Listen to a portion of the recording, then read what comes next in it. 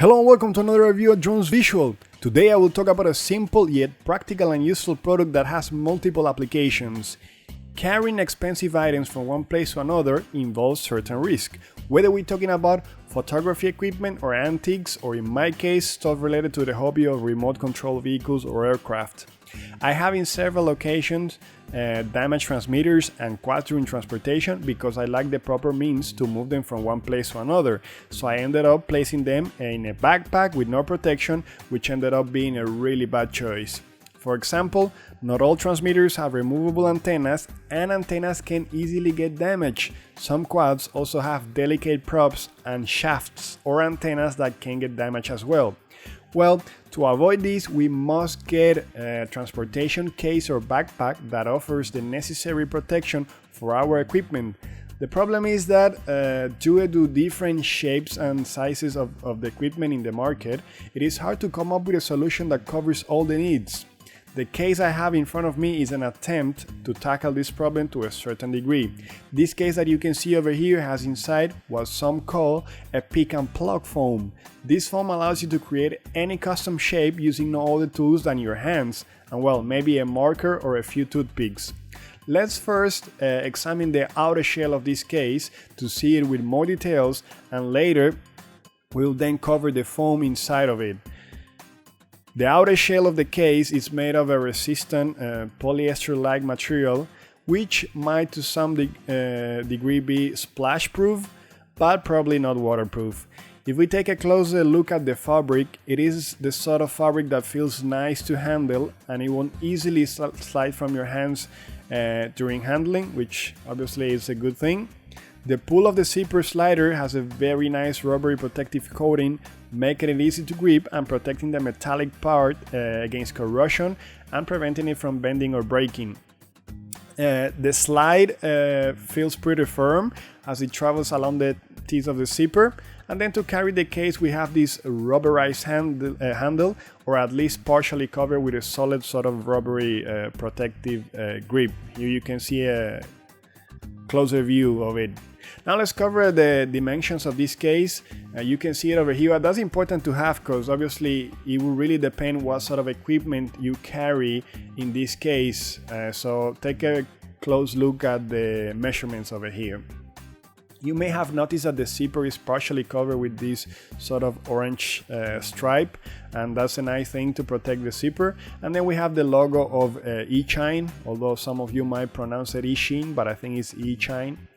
Let's now go ahead and open the case to see what kind of foams it carries inside. As soon as we open the case, we can see the main foam, which is over here in the center. This one is the one that we will customize into the shape we need first, and you can see it's divided into quadrants. Basically, it has in a way been already pre-cut, if I might say so, making it very easy for us to basically create any shape using just our hands.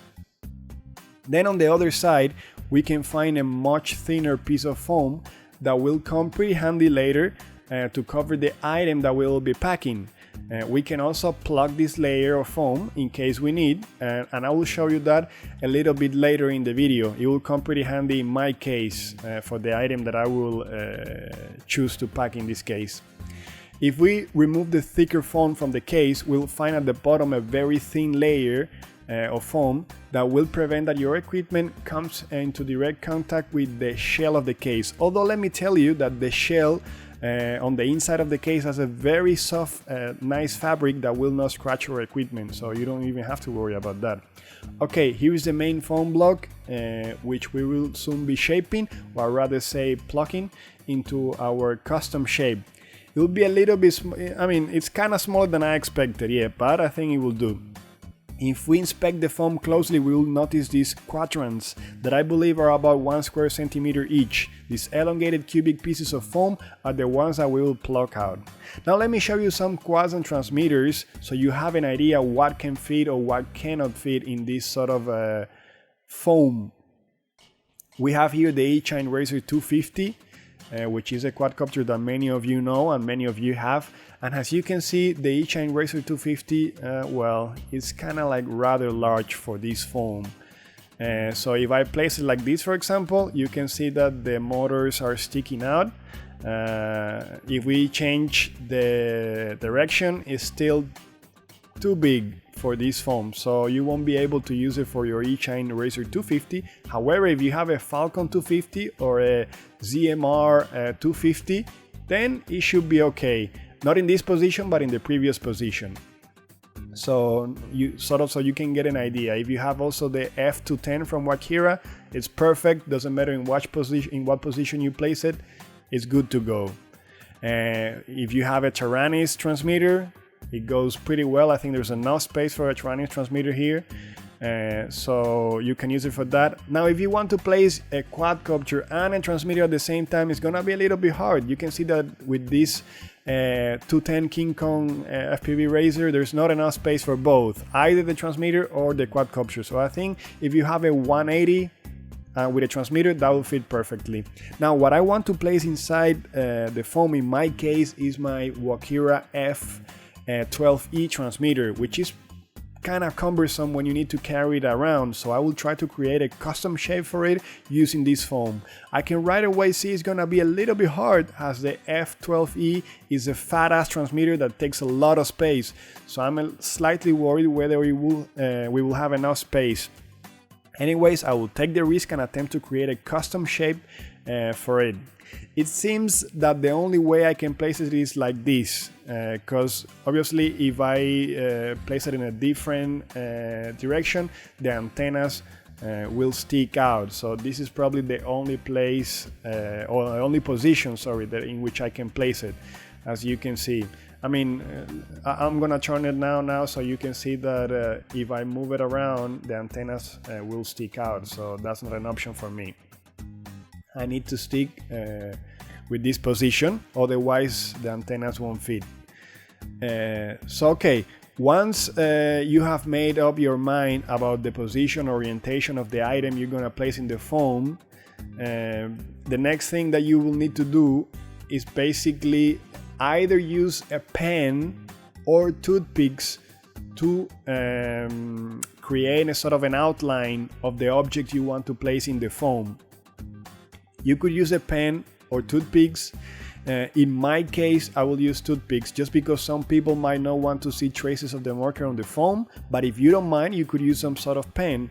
Just make sure the ink is black or some dark color, otherwise any traces might be more evident than you would want them to be on the foam.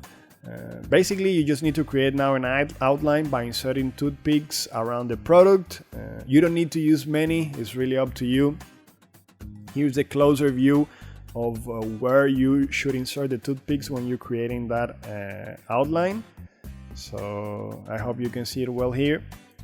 Now I have finally created an outline. Actually, I overdid it with the toothpicks. You don't really need that many. Going for the corners is enough. But well, anyways, the transmitter has a peculiar shape, so you need to add some more toothpicks in some places. You can apply the same technique to any item you have, whether it's a lens, a quadcopter, a transmitter, FPV goggles, you name it. In my case, I feel comfortable with the amount of space I have at the bottom and the upper part of the transmitter, but I'm a little bit worried about the sides. Okay, so basically now I have removed the transmitter and you can see the outline is pretty much there. Now let's go ahead and start plucking the foam out, following the outlines we created. Removing the first bit is a little bit hard, but once you remove some foam, you'll get a much better grip and it'll be easier to pluck the foam out. So don't get scared if the initial bit of foam gives you some resistance. You will notice that the bits of foam have sort of the shape of square pillars that extend all the way to the other side of the large block of foam. While plucking, try to be patient and every so often stop to make sure you're doing the right thing. Don't try to take all the foam out in one single blow. I need to be especially careful on the laterals as I have very little room to work with due to the size of the transmitter that I want to protect, so my margin of error is rather shallow, so I have to be careful. After around 10 minutes, I have managed to plug the outline I need. It looks pretty close to what I need, just need to trim a few remaining bits to make it a little bit tidier, but other than that it seems that my transmitter might actually fit in the shape that I have created. I would have liked, although, that they would create some sort of frame of foam without the quadrants on the corners and the ends of the foam, but well, they have just cut the foam and created the quadrants everywhere in the foam. Okay, it's now to see whether my transmitter fits properly in the space I have created. Let's proceed to place it here, and as you can see, it feels pretty good actually. It fits well. The foam, although here on the sides you can see that it's popping a little bit because the transmitter has a little bit of a round sort of shape, so it's pushing a little bit of the foam, but I think this should be no problem when it comes to placing it in the case. I think it won't affect me at all, so I don't think it's a really big deal. But ideally you might want to place a little bit of a smaller transmitter, maybe the Tyrannis. Here I have placed the transmitter and the foam inside the Eachine case, and as you can see, it fits without problems, despite the fact that the sides are a little bit bulged. This will not prevent me from closing the case. I have already tried doing that, and I was able to do it without applying any force. As I mentioned before, I would like to use the other layer of foam to protect the upper components of the transmitter. And here, after doing some testing, I have realized that I might need to pluck a little bit this layer of foam to make it fit the shape of the transmitter. Okay, I have already plugged a space for the screen and the sticks. Otherwise they'll be too exposed, as the transmitter is so thick that some part of it comes out of the phone. Maybe I'm not so good at this, and I'm sure many of you can do a far better job. I would like to go ahead and plug some more foam here at the top of the screen just to create a better fitting shape. You can see it takes no time to change the shape of the foam in accordance with your needs. Just keep in mind that once you remove the foam, you can really place it back, so think well about the pieces you would like to remove before actually going for it. So basically we're done with the shape of this transmitter. We can now make sure that we can close the case without problems, and as you can see, it can be closed without effort. So it seems that I have successfully managed to create a safe transportation case for my beloved transmitter. I've never used this kind of foam before, but I really like it now, and I will consider also getting some more foam for a larger case for my S500 frame, which is also very troublesome when I need to travel with it or move from one place to another. I also intend to create some mother compartment right above the transmitter here for an extra LiPo battery, and maybe some other compartment for the wires as well, or even a receiver. So it's nice to have a little bit of space right there on top of the transmitter that it can be used to place those components that I was mentioning to you, such as the battery and so on. Well, this concludes my review of the Eachine case equipped with a pick and plug foam. I like the case, and the pick and plug foam idea is certainly good. Having said this, I mean, it could be a little bit larger, the case. I think the case could be a few inches larger. I think it's ideal if you want to place, for example, a 180 quad with a transmitter, is perfect. But if you're trying to place larger quads, you'll be able to place maybe the quad with batteries, but not the quad and the transmitter at the same time. And that's a little bit of a drawback for the size of the case. If you remember the Eachine Assassin 180 with the transmitter, they come in this case, but I think for other quads it's a little bit hard, although it's ideal for transmitters like the Tyrannis, Devo 10, even for my F12E. Should be okay for those. And then of course you can place there your FPV gear, antennas, goggles, whatever you want, and even lenses if you're a photographer. Just saying. The current price of the case is around $30, and you can find that in the link that I place in the description of my video if you're interested. And if you found my video interesting in any way, if it was useful to you, please give me a thumbs up. And if you have any questions or would like to correct anything silly that I may have said, feel free to do so. We all will benefit from that.